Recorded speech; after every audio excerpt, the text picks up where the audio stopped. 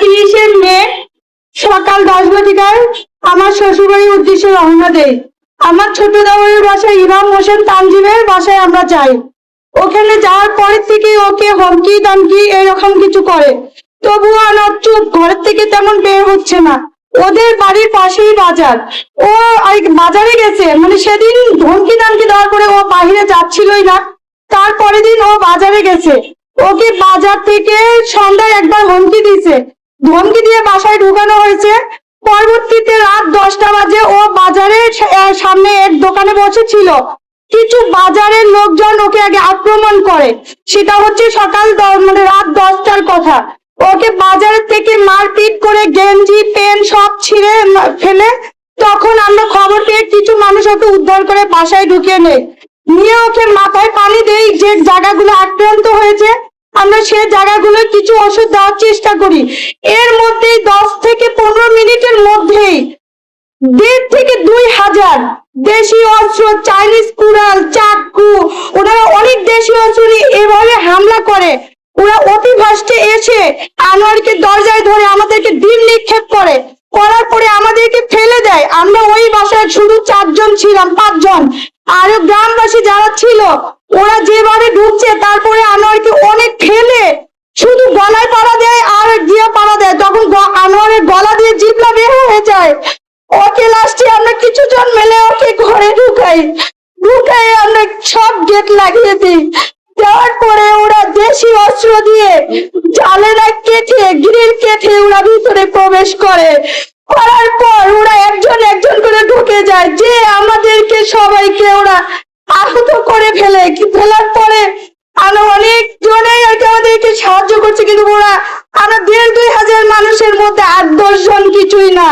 পরে ওরা আমাদেরকে আহত করে ফেলে ওরা ঘরের আলমারি শুকে চূড়া সবকিছু ভেঙে ফেলার পরে ওরা আমাদের আলমারিতে ভেঙে আমার যার 21 ভরি গহনা ছিল, 2টা ল্যাপটপ ছিল, একটা কম্পিউটার ছিল, আমার গলায় 1.5 ভরির একটা চেন ছিল, ওরা সব ছিনিয়ে নেয়।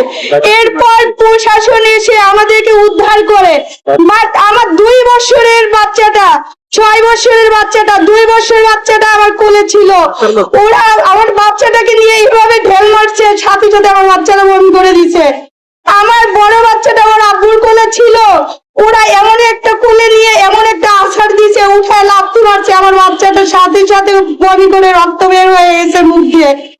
সেটা একটা। আর ওরা যে মারছে ওরা মূলত দেশি অস্ত্রগুলো নিয়ে আসছিল এক আনোয়ারকে মেরে ফেলার জন্য। মৃত্যু চেয়ারম্যান ছিল, মৃত্যু চেয়ারম্যানের ছেলে ছিল, রুহুল আমিন ভুইয়া ছিল। বাট ওরা বাহিরের থেকে যে এত লোকজন আছে, আমরা এখানে কিছু কভার করতে পারিনি। সেটা বড় কথা না, বড় কথা হচ্ছে ও যে বাড়িতে যায়, এই সরকার আসার পর 3 থেকে 4 বার বাড়িতে গেছি, ওরা 3-4 বারে ধমকি দিচ্ছে, আনোয়ারকে মারপিট করার চেষ্টা করছে। কিন্তু এইরকম প্রকট করছে যে ওরা এত জন যে আসছে, আমরা এখানে কোনো উদ্ধার করতে পারিনি ওকে।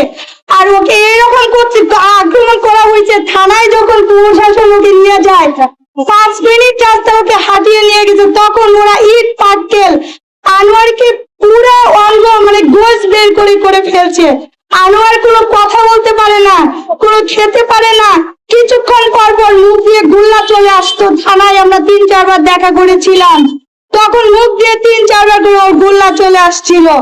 মানে সরকারের কাছে আবেদন করব, সরকার প্রতিবাদী সবাই সরকারি সমালোচনা করতে পারবে, এটাই যে অপরাধ। এই সরকারের কাছে আহ্বান করব, আপনি আমার হাজবেন্ডকে বের করিয়ে দেন। যে 24শে গণঅভ্যুত্থানে আমরা যে নতুন রাজনৈতিক বন্দোবস্ত নিয়ে আসার চেষ্টা করেছি এবং তারই ধারাবাহিকতায় আমরা রাজপথে এখনো কিন্তু অব্যাহত আছি। আনোয়ার ভাইয়ের মূল দোষটা কি ছিল? সবসময় অন্যায়ের বিরুদ্ধে কথা বলার কি দোষ করে ফেললো? উনি সবসময় মাথা উঁচু করে গলা উঁচু করে কথা বলতে পারেন, সেটা সরকার বিরোধী হোক, সেটা ভারত বিরোধী হোক, যে কোনো ব্যাপারে উনি সবসময় মাঠে ছিলেন এবং আছেন, এবং আমরা তাকে স্যালুট জানাই। আমাদের মাঝখানে আমাদের এমন একটা ভাইকে পেয়ে আমরা ধন্য। এবং আনোয়ার ভাই যদি অপরাধী হয়, তাহলে আমরা সবাই অপরাধী। তাহলে আমাদেরকে আপনারা নিয়ে যান, কারাবন্দি করেন। কতজনকে নিয়ে কারাবন্দি করবেন আপনারা? আমরা দেখে নেবো, জেলে রাখা ইনশাআল্লাহ। এটা পরিমাণে কম, কিন্তু আমরা যদি আপনারা বাধ্য করেন তাহলে আপনাদের জেলে জায়গা কম পড়ে যাবে। ভাবির ওখানে গিয়ে যখন ভাবিকে দেখতে পেলাম, ওনার গায়ে যে নীলা নীলা অংশ হয়ে রয়ে গেছে, বুঝতে পারছেন একজন নারীর গায়ে কিভাবে অত্যাচার করেছিল বলে তার গায়ে স্পট পড়েছে। আমরা তীব্র নিন্দা এবং প্রতিবাদ জানাচ্ছি। কোনো ব্যক্তি যদি রাজনৈতিক ক্ষেত্রে যদি প্রতিবাদ করে, তার মানে এই নয় যে তার পরিবারে গিয়ে তার পরিবার পরিজনকে আক্রমণ করতে হবে। এর তীব্র নিন্দা এবং প্রতিবাদ জানাচ্ছি এবং বলবো যেন আমার ভাইটাকে কারা মুক্ত করে দেয়।